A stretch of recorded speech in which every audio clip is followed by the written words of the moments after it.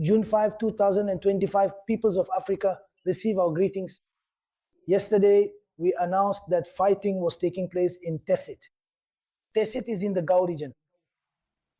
As part of the counter-offensive launched by the Malian Armed Forces, the unified forces of the AS, it is within this context that the armed forces have launched this operation in the Kidal region, as well as in the Gao region and in other regions. Why the Kidal region? Because there have been significant strikes in the Kidal region. There is no response right now. If they attack point A, we attack points B, C, D, E. If they attack point F, we defend point F and then attack points G, H, I. Do you understand? That is to say, we are now multiplying our responses. And that is exactly what just happened. Yesterday, we announced that fighting was underway in the locality of Tesai. This is located in the Kidal region in what is known as the infamous Three Borders area, the very heart of the Gurma region. In the Three Borders area, Mali has a very strong military position there in the locality of Tessit. Misfortune befell the mercenaries sent against our defense and security forces. These mercenaries came in broad daylight to attack our military position in Tesai. During the fighting, the officers, non-commissioned officers, and enlisted men who were there did not give in and defended themselves bravely until the intervention of the air assets. Wasim Nasser, who was saying that we had run out of ammunition, let him go, stop by there, he'll understand, up until the intervention of the air assets. And you saw the report, the statement from the Malian General Staff. 41 bodies of mercenaries were left behind on the spot. 41 bodies that they, in their retreats, some of them carried other bodies and wounded as well with them, but the bodies they couldn't manage to carry with them, in the end, added up to a total of 41. And among these 41 bodies, there are 5 Nigerians, that is, 5 mercenaries, 5 terrorists of Nigerian nationality, who brought grief to the people of Niger and the people of the Sahel. This concerns a commander they call Akilu and 4 of his lieutenants. Understand that the most dangerous men who accompanied him were neutralized at Tesai. Strikes from our aerial assets. The General Staff said in its statement that the assessment of the airstrikes is still ongoing. It's not over yet.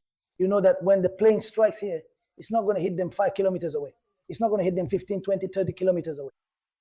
So it takes time to sweep the whole area and count the number of bodies they left behind as they fled. But if it's in very, very advanced positions and they were hit there, then maybe they had time to take some bodies with them before the ground troops arrived. So they left behind a lot of bodies, 41 bodies in Tesai. That's only in Tesai. As for the other strikes, because during the retreat, they often regroup, and each time they get hit again. There, we haven't been able to count yet. The work is still ongoing. It's not just over there. You saw another statement that came out earlier. That too was yesterday. Yesterday, while the fighting was going on in Tesai, there was a surgical operation by the FAMA in the Kidal region. And there again, several terrorist pickups were neutralized with. When we say terrorists, understand that we mean mercenaries with occupants on board. Others were neutralized under the tent. According to them, they were already camouflaged, maybe under a tree, or there was also a tent. But again, there must have been more than 10. They were neutralized. Their logistics under another tent were also neutralized. That was in the Kidal region. We're not even talking about other operations that also took place yesterday. In this same context, today, they attacked our military position located in Mao. Mao is in the Sikasso region. As soon as they attacked this position, the General Staff started communicating that they got the mercenaries.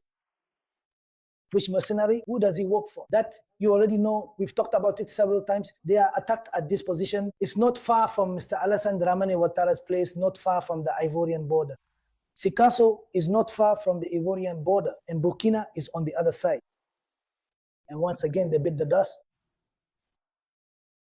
Afterwards, the operation was already over. I saw the propaganda media saying that the Malian Armed Forces had repelled an attack in the south. I said, This time I told you to say repelled. Say that the Malian Armed Forces crushed the terrorists who tried to attack our position at Mao. That's what they understand. They're looking for weaknesses left and right. They started in the Kayes region. They moved to the Kulikoro region. They went to the Segu region twice to attack military positions. Then they went to the Mopti region. They didn't stop there. From Mopti, they went to the Timbuktu region. From Timbuktu, they went back down towards the Gao-Asongo region. From there, they also tried to move out to Kidal. They went to Timbuktu and then went back down to Gao once again to your sites. From Gao, they went back down, planning another operation in Sikasso. All these operations have been successfully contained. And more seriously, at the same time, terrorist cells are being neutralized, everything is being destroyed because they gather in certain forests to plan attacks. Just yesterday, at least 3 attacks were fired. While they were regrouping and preparing, they were spotted, identified, and successfully dealt with. That happened yesterday. Today, in the Sikasso region, they appear. I don't know where did they come from. So when they got to Ma, again, oh my, because as soon as they started the fight, they forgot that the farmer had already positioned reinforcements. Because having understood their strategy, multiple attacks for the sake of communication, just like their mentor Zelensky did on the other side, targeting certain bombers for communication purposes, not karate. At most, it's 6 for communication purposes. But what impact does that really have? And in response, today, Putin is destroying entire bases. Are we talking about it or not? In the response to their insolence here, how many of their bases, how many men are they losing?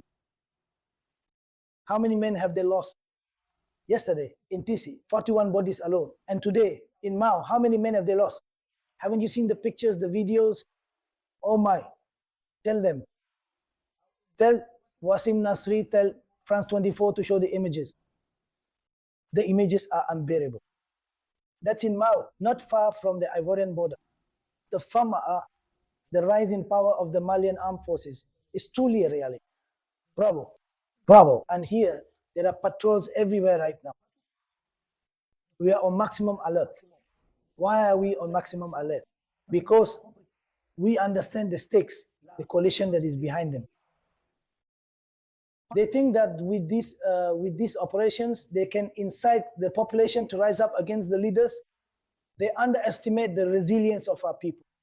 The few parasites they have with them who are settled with Macron or with Ouattara can do nothing. They have no influence. Here we say, Bambarawam o Tekele Negula. That is to say, they have no credibility in the eyes of the people. They take the worst sons of the country. Yes, they take them over there.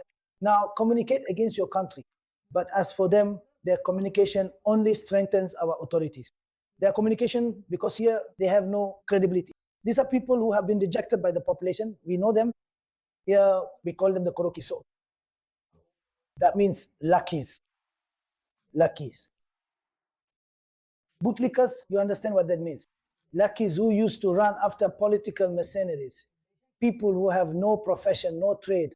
As for us, we are mobilized volunteers. We don't ask anyone for money. We don't ask anyone for a title. We don't ask. We do it for our country. We do it for our people. But there are young people who are made to believe they had to be there to, sing the praises of the thieves of the republic. People who embezzled billions and then they buy you things worth 50 million, 60 million. What good does that do? Nothing. Africa, we're holding strong. The operations, instead of dividing the Malian people, instead of weakening the people's support for our authorities, on the contrary, these operations have strengthened our resilience. What they forget is that every time there's even the slightest attack in Mali, we stand together. We stand together around our authorities. That is when we are even more motivated. That is when we are more motivated than ever. Because all the theories we had, all the arguments we had developed, their behavior proves us right. The state has proven us right. When we said from the beginning that these were Macron's mercenaries, Tebboun's mercenaries, who were attacking our country just for the resources beneath our soil. And for that, They had certain people recruited, making them believe it was about religious issues or about ethnic or community matters. But over time, people understand that it is neither a religious issue nor a community issue. It is an energy issue, an economic issue. It is about the resources beneath our soil. People of Africa, you have mercenaries in trouble. Why have you seen images of child soldiers circulating? But where are the human rights specialists? The other day, I posted on my page that the only rule of war I know is to win. Those so-called specialists will tell you, do this, respect that, do this, tell them that the mother of all rules is to avoid war. So who brought this war here to West Africa? Who left their country to come and overthrow, assassinate the leader Gaddafi? Who did that? Do they respect human rights? They impose war on us, and they want to impose the rules for waging war on us as well. And some want to remain in this as good disciples. I say, that's to understand nothing at all. They impose a war on you, and they want to impose on you how to fight, how to defend yourself. But if you follow the rules they impose on you, how are you going to get out of it? How can we get out of it? It's not possible. It's not possible. Once they impose war, it's up to us to define the rules to end this war. It's not them, it's not the famous ONJ, and we tell the defense and security forces in the East to continue their operations. The children are there, everyone followed this like me. We all followed this. It wasn't hidden from anyone, not even from 9 or 10-year-old children.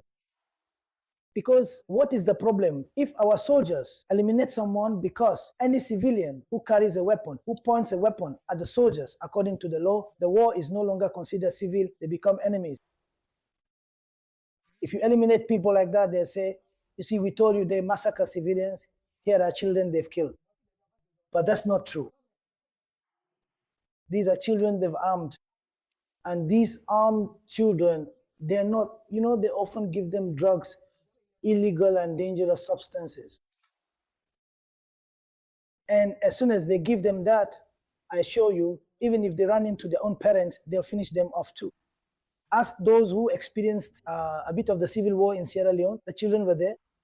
Read the novel, Allah is Not Obliged, for a bit. Even if it's a somewhat fictional account, that's how war happened. Children are sent first to finish off their own parents. So children like that are extremely, extremely dangerous. They don't stop, and you're forced to respond. And if you respond, that's what they show. The terrorists often fight in civilian clothes. As soon as you eliminate them, they throw aside their rifles and say, you see, they claim it's civilians who have been neutralized. No, they are actually terrorists who have been neutralized. People of Africa, the operations are ongoing, the operations continue. Alerts are being issued all over here. Yes, the alert has currently been issued absolutely everywhere here, and there are patrols all over. We are truly mobilized. We are determined to put an end to this criminal. Behind all this, it is nothing other than the plan to recolonize Africa. That's what the famous Englishman Michael said, and that's what's happening. They said they would destabilize the countries of the East. That's what they're trying to do, but our soldiers are responding. And so far, things are heating up. But imagine the consequences if they ever fail. If they ever fail, just imagine the idea, and they will fail. It's just a matter of time. People of Africa, these are the updates I wanted to quickly share with you. Tomorrow is the holiday. Sorry, but unless there is an extreme emergency, otherwise tomorrow we are not supposed to communicate with you. We will probably see each other again the day after tomorrow. I mean, unless there is an extraordinary situation, but we do not wish for that. So until then, we wish you a happy Tabaski. Wishing you lots of happiness and lots of success. We send you all our best wishes, and all our wishes go to the people of the East, the country of the East, to all of Africa fighting for its liberation, and to everyone in the world striving for a multipolar world. Our wishes go out to all these people. You who have always been there with us, supporting us from the very beginning. You who hardly ever miss an episode. We want to say thank you. Thank you for everything, for all the support, all the encouragement, and above all, your loyalty. And we hope to see you again, most likely on Saturday. Until then, enjoy yourselves. And for those who will be celebrating, eat in moderation. Don't do like the Malinke people from our region. When the Malinke gather around the dish, they usually don't know how. They don't know how to stop and really go all out. Just a joke, they're our cousins. We have a very strong shared history that binds us. We are one people. They are our brothers. They are our family. Thank you, people of Africa, and see you on Saturday. Happy holidays. Happy holidays. Thank you.